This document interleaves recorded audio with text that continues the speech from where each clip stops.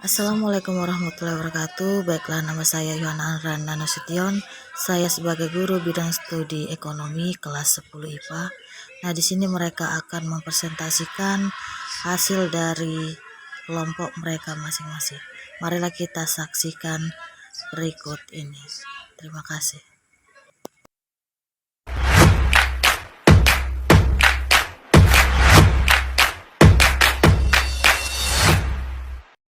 Kebijakan perdagangan internasional. Bahkan pemerintah berhak menetapkan kebijakan perdagangan internasional, bahkan di era pasar bebas. Tujuan kebijakan perdagangan internasional terbagi menjadi 5, yaitu 1. Autarki. Apa yang dimaksud dengan autarki? Autarki adalah untuk menghindari diri dari pengaruh pemerintah, baik dari bagian militer, politik, dan ekonomi. Oleh karena itu, prinsip perdagangan internasional bertentangan dengan prinsip perdagangan bebas. Kebijakan ini mendorong adanya perdagangan antara negara. Untuk mendorong adanya perdagangan internasional, maka hambatan dalam perdagangan nasional dihilangkan atau paling tidak dikurangi. Perdagangan dengan kebijakan ini dilakukan dengan secara bebas tanpa campur tangan pemerintah. Kebijakan proteksi dilakukan untuk melindungi industri dalam negeri, terutama yang baru tumbuh belum mampu bersaing dengan produk negara lain dari persaingan barang impor. Adapun tujuan kebijakan proteksi yaitu yang pertama, 1. Memaksa produksi dalam negeri, 2. Memperluas lapangan kerja, 3. Memelihara tradisi dan budaya. Pembayaran internasional. Neraca perdagangan adalah perbedaan antara nilai ekspor atau impor suatu negara pada periode tertentu dan diukur menggunakan mata uang yang berlaku. Kemudian neraca dapat dibagi menjadi 2, yaitu neraca positif dan negatif. Pembangunan ekonomi. Untuk mencapai tujuan ini, pemerintah dapat mengambil kebijakan seperti memberi perlindungan terhadap industri dalam negeri, mengurangi impor barang konsumsi yang tidak penting, dan tentu saja mendorong ekspor. Yaitu definisi adalah alat pembayaran luar negeri yang dapat ditukar dengan uang luar negeri. Bentuk devisa terbagi menjadi 2. 1. Valuta asing, mata uang yang dapat diterima oleh hampir semua negeri di dunia. 2. Emas. 3. Surat berharga. Devisa dibagi menjadi 2. 1. Devisa umum adalah devisa yang diperoleh dari hasil kegiatan ekspor menjual jasa untuk transfer. Kredit adalah berasal dari bantuan yang diberikan pihak negeri ke dalam negeri. Ini adalah mata uang asing yang diterima dan diakui dalam sistem perdagangan internasional.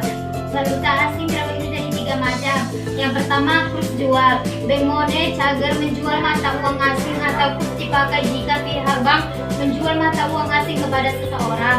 Yang kedua, kurs beli. Membeli mata uang asing atau kurs yang dipakai apabila pihak bank memiliki mata uang asing dari seseorang. Yang ketiga yaitu kurs tengah, yaitu penjumlahan antara kurs jual dan kurs beli lalu dibagi menjadi 2.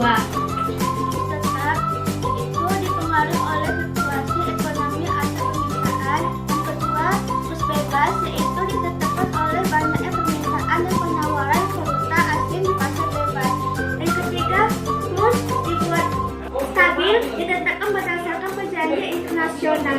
Neraca perdagangan atau biasa juga disebut dengan neraca ekspor-impor merupakan suatu catatan yang berisi nilai barang-barang yang diekspor maupun diimpor oleh suatu negara pada periode waktu tertentu. Ada 3 keadaan neraca perdagangan pada suatu negara, yaitu surplus, defisit, dan juga seimbang. Neraca perdagangan disebut surplus apabila nilai ekspor itu lebih tinggi atau lebih besar daripada nilai impor. Yang kedua, neraca perdagangan disebut defisit apabila nilai ekspor itu lebih kecil daripada nilai impor. Dan yang terakhir, neraca perdagangan disebut seimbang apabila nilai ekspor sama dengan nilai impor. Tujuan neraca perdagangan dibuat agar suatu negara dapat mengetahui perkembangan perdagangan internasional yang dilakukan, dan juga sebagai alat untuk melihat gambaran pengaruh transaksi luar negeri terhadap pendapatan nasional negara yang bersangkutan.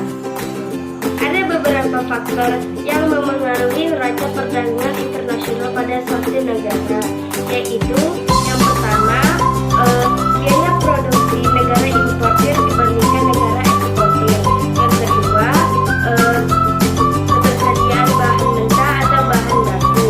Yang ketiga, nilai tukar mata uang standarisasi barang impor. Dan yang terakhir, tarif ekspor impor.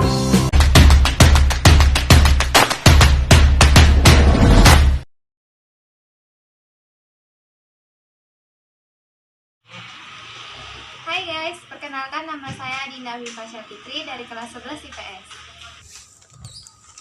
Hai guys, nama saya Arsuta Pratama. Saya kelas 11 IPS. Hai, perkenalkan nama saya Cantika Mawarni dari kelas 11 IPS. Halo guys, perkenalkan nama saya Maulana Hafiz dari kelas 11 IPS. Halo guys, perkenalkan nama saya Rendy Afriza Demani, kelas 11 IPS. Perkenalkan nama saya Sakina Usni, saya dari kelas 11 IPS. Perkenalkan saya Wahyu Ramadan, kelas 11 IPS. Hai guys, perkenalkan nama saya Yoma Sulisa, kelas 11. Perdagangan internasional dibagi menjadi dua, yaitu teori perdagangan internasional klasik dan teori perdagangan internasional modern. Teori perdagangan internasional klasik dalam berbagai referensi dibagi menjadi tiga, yaitu teori keuntungan absolut, teori keuntungan relatif, dan teori keunggulan komparatif. Teori keuntungan absolut dikemukakan oleh Adam Smith. Teori keuntungan absolut lebih mendasarkan pada besaran atau variabel real, bukan moneter, sehingga teori ini sering disebut sebagai teori murni perdagangan internasional. Menurut Adam Smith, suatu negara akan mengekspor barang tertentu karena negara tersebut bisa menghasilkan barang dengan biaya yang secara mutlak lebih murah dibandingkan dengan negara lain, karena memiliki keuntungan mutlak dalam produksi barang tersebut, yaitu karena memiliki keunggulan mutlak dalam produksi barang tersebut. Adapun keunggulan mutlak menurut Adam Smith merupakan suatu kemampuan suatu negara dalam menghasilkan barang dan jasa dengan menggunakan sumber daya yang lebih sedikit dibandingkan dengan negara-negara lain. Teori keunggulan relatif. Teori keunggulan relatif dikemukakan bernama John Stuart Mill. Teori ini menyatakan bahwa suatu negara akan menghasilkan dan kemudian mengekspor suatu barang yang dimiliki keuntungan relatif terbesar. Dan negara pun melakukan impor terhadap barang-barang yang menghasilkan apabila dihasilkan sendiri, memakan ongkos yang besar. Teori keunggulan komparatif. Teori keunggulan komparatif dikemukakan oleh ekonomi Inggris David Ricardo. Namanya terkenal dengan berkat sumbangan pemikirannya di bidang perekonomian. Salah satu teorinya adalah teori keunggulan komparatif. Menurut teori keunggulan komparatif, meskipun sebuah negara kurang efisien atau memiliki kerugian absolut terhadap negara lain dalam memproduksi kedua jenis komoditi yang dihasilkan, namun masih tetap terdapat dasar untuk melakukan perdagangan yang menguntungkan kedua belah pihak. Cara yang dilakukan oleh negara adalah melakukan spesialisasi produk. Oke, saya akan melanjutkan teori kesamaan harta faktor produksi. Teori dikemukakan oleh Paul Samuelson dan Wolfgang Schäuble pada tahun 1941 berdasarkan teori faktor proporsi yang dikemukakan Adler atau Edlin. Selama suatu negara memperbanyak produksi barang kali akan mengakibatkan bertambahnya pertambahan permintaan tenaga kerja. Teori permintaan dan penawaran adalah perdagangan di antara dua negara yang memiliki perbedaan di antara penawaran dan permintaannya. Karena berbeda yang dapat dilihat dari permintaan dan penawaran selera negara tersebut. Kebijakan perdagangan internasional merupakan salah satu bentuk kebijakan perdagangan internasional atau segala sesuatu tindakan baik secara langsung maupun tidak langsung. Meliputi komposisi, arah, dan perdagangan luar negeri. Kebijakan perdagangan internasional terbagi menjadi 3 bentuk. Yang pertama, kebijakan perdagangan proteksi. Yang kedua, kebijakan perdagangan bebas. Yang ketiga, kebijakan perdagangan autarki. Oke, saya akan menjelaskan dari kebijakan proteksi. Apa sih kebijakan proteksi? Adalah kebijakan pemerintah untuk melindungi industri dalam negeri yang sedang bertumbuh atau infant industry dari persaingan barang-barang impor oleh perusahaan yang sudah besar. Kebijakan ini bertujuan untuk memaksimalkan produksi dalam negeri, memperluas lapangan kerja, memelihara tradisi nasional, menghindari resiko. Dan bentuk-bentuk kebijakan proteksi yaitu pertama tarif, yang kedua kuota, yang ketiga dumping, yang keempat subsidi, yang kelima larang impor, yang keenam exchange control. Kebijakan autarki adalah kedaulatan mutlak baik dalam pemerintah maupun dalam ekonomi dengan menetapkan kebijakan nasional untuk menghindari ketergantungan kepada negara lain, tidak berbeda jauh dengan arti kata autarki.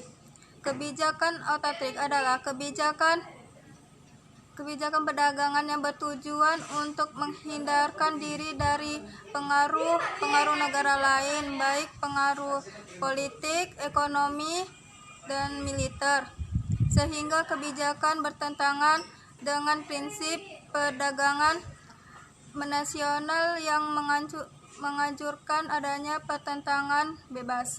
Kebijakan primer. Kebijakan ini terlihat fantastis karena primer atau sebuah bonus yang diberi kepada produsen yang targetkan penjualan kepada perintah. Biasanya target penjualan yang biasanya penjualan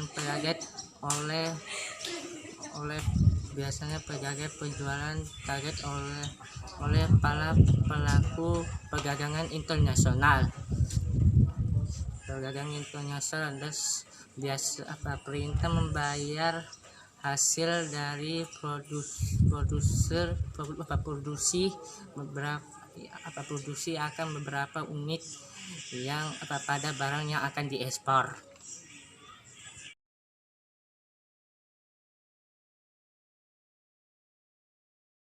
Dah sedia semua? Dah, cikgu. Okey, jalan.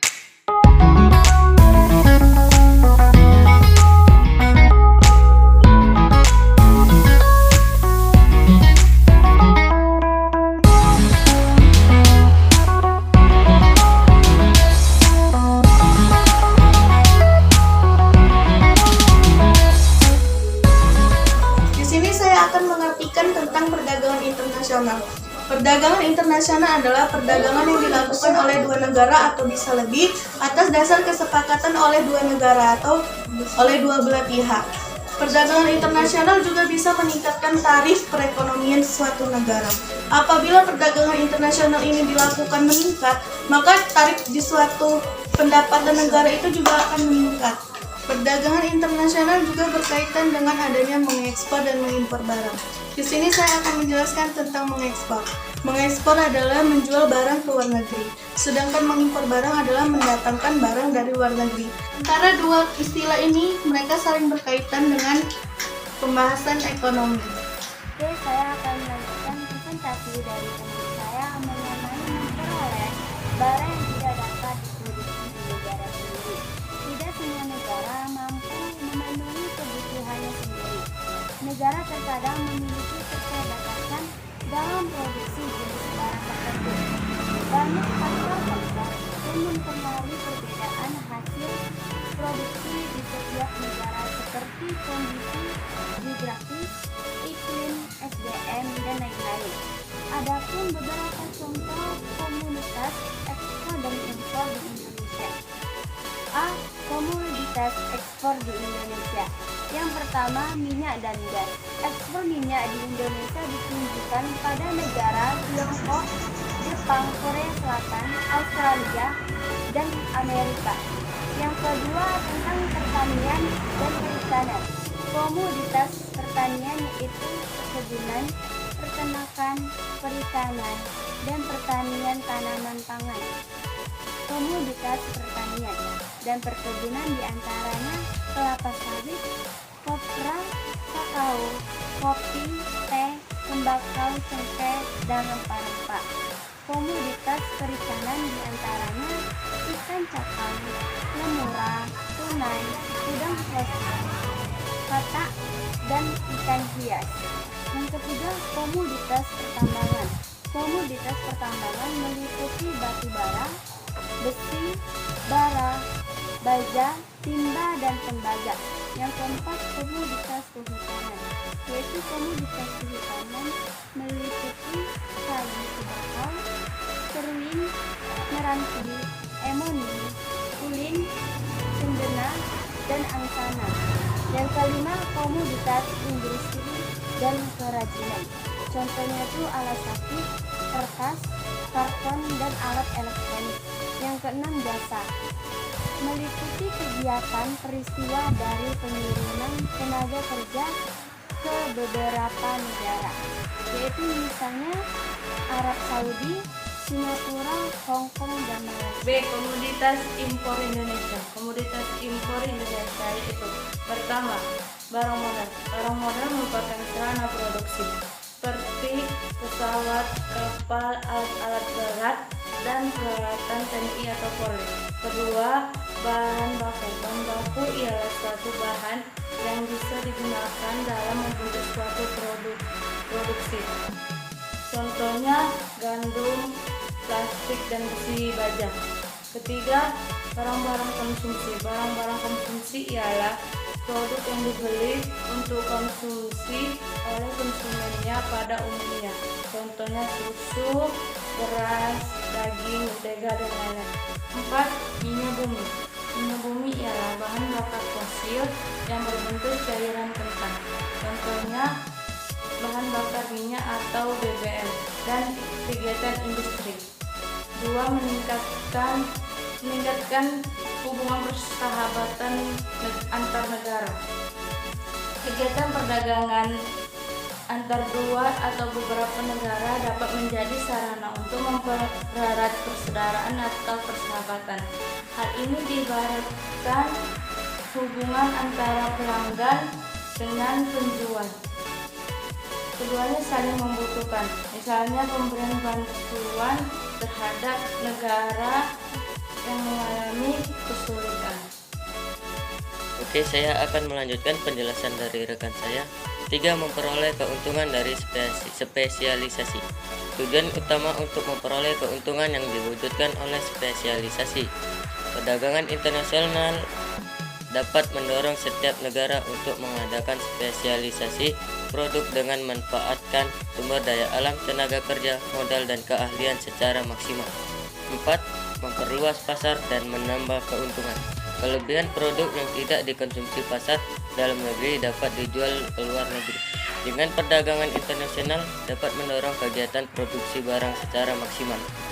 5. Transfer teknologi modern. Adanya teknologi yang tidak modern dapat meningkatkan produktivitas dan dapat mempercepat pertambahan produksi. Baiklah, saya akan melanjutkan penjelasan dari rekan saya. 6. Memperluas lapangan kerja. Peningkatan hasil produksi berbanding lurus dengan kebutuhan jumlah tenaga kerja. Semakin tinggi tingkat produksi, semakin banyak pula tenaga kerja yang dibutuhkan. 7. Menambah devisa negara dari hasil ekspor. Devisa ekspor adalah devisa yang dimiliki oleh swasta, tetapi penggunaannya diawasi dan diatur oleh pemerintah. 8. Meningkatkan penyebaran sumber daya alam sebuah negara. Ada beberapa macam bentuk sumber daya alam yang dapat dimanfaatkan dengan berbagai cara. Berdasarkan bagian atau bentuk yang dapat dimanfaatkan, sumber daya alam diklasifikasikan seperti berikut ini. 1. Sumber daya alam materi, yaitu bila yang dimanfaatkan adalah materi sumber daya alam tersebut. Contohnya, pasir kuarsa dapat dilebur menjadi baja atau besi. 2. Sumber daya alam hayati, ialah sumber daya alam yang berbentuk makhluk hidup, yaitu hewan atau tumbuh-tumbuhan. Contohnya kayu hasil hutan atau rotan. Ini saya akan melanjutkan. Yang C yaitu penguasaan iptek. Penguasaan iptek berkaitan dengan sumber daya manusia yang andal. Sumber daya manusia yang andal pada umumnya dimiliki oleh negara-negara maju. Hal ini membuat negara-negara maju banyak membuat barang-barang elektronik berteknologi tinggi. Negara berkembang yang penguasaan ipteknya kurang menjadi sasaran pemasaran produk-produk negara maju. Contohnya yaitu seperti Korea yang memproduksi mobil yang selanjutnya diekspor ke negara-negara berkembang termasuk Indonesia. Yang D yaitu perbedaan sumber daya alam. Perbedaan sumber daya alam sangat berpengaruh terhadap barang-barang yang dihasilkan suatu negara. Suatu negara bisa saja menghasilkan barang-barang yang tidak bisa dihasilkan oleh negara lain, sedangkan negara yang tidak mampu menghasilkan barang-barang kebutuhannya dapat mengimpor barang dari negara tersebut. Sebagai contoh yaitu di kawasan Timur Tengah yang mempunyai banyak cadangan minyak yang cukup banyak, sedangkan di Jepang tidak mempunyai cadangan minyak yang cukup. Namun demikian, Jepang adalah penghasil ikan terbesar di dunia. Hal ini mengakibatkan negara Timur Tengah banyak mengimpor ikan, sedangkan Jepang mengimpor minyak bumi. Oke, saya akan melanjutkan dari teman saya. Adanya kelebihan atau kekurangan hasil produksi. Setiap negara memiliki kekayaan sumber daya alam yang berbeda. Hal ini dapat menyebabkan hasil produksi setiap negara berbeda. Salah satu jenis faktor pendorong kebutuhan nasional yang utama adalah adanya harapan untuk mendapatkan barang atau jenis yang tidak dapat diproduksi di dalam barang dan jasa yang akan diolah dengan barang adanya jasa. Di sisi barang bisa saja negara kelebihan salah satu jenis yang mengalami masalah serupa pada keadaan setiap negara perlu mengadakan perdagangan internasional. Yang G usaha untuk memenuhi kebutuhan. Untuk memenuhi kebutuhan sehari dalam manusia. Melanjutkan penjelasan dari teman saya. H. Perbedaan iklim. Iklim ternyata juga dapat mendorong terjadinya perdagangan internasional. Perbedaan iklim di setiap negara menyebabkan terbatasnya potensi sumber daya alam. Akibatnya, tidak semua barang untuk memenuhi kebutuhan dapat dipenuhi sendiri oleh negara itu. Oleh sebab itu, negara akan mengimpor dari negara lain. Contohnya, Indonesia adalah produsen terbesar di dunia sebab rakyatnya gemar mengonsumsi tempe. I. Adanya harapan untuk memperluas pasar dan menambah keuntungan. Ada kalanya para produsen menjalankan produksinya dengan tidak maksimal sebab takut akan berakibat kelebihan produksi sehingga akan menyebabkan kerugian. Namun, beberapa produsen sengaja melaksanakan produksi besar-besaran untuk menambah keuntungan sehingga akan mendorong melaksanakan perdagangan internasional. J. Keinginan membuka kerjasama, hubungan politik, dan dukungan dari negara lain. Perdagangan internasional dapat menimbulkan rasa persahabatan untuk kedua negara. Oleh sebab itu, perdagangan internasional dapat dijadikan alasan untuk melaksanakan hubungan internasional untuk suatu negara.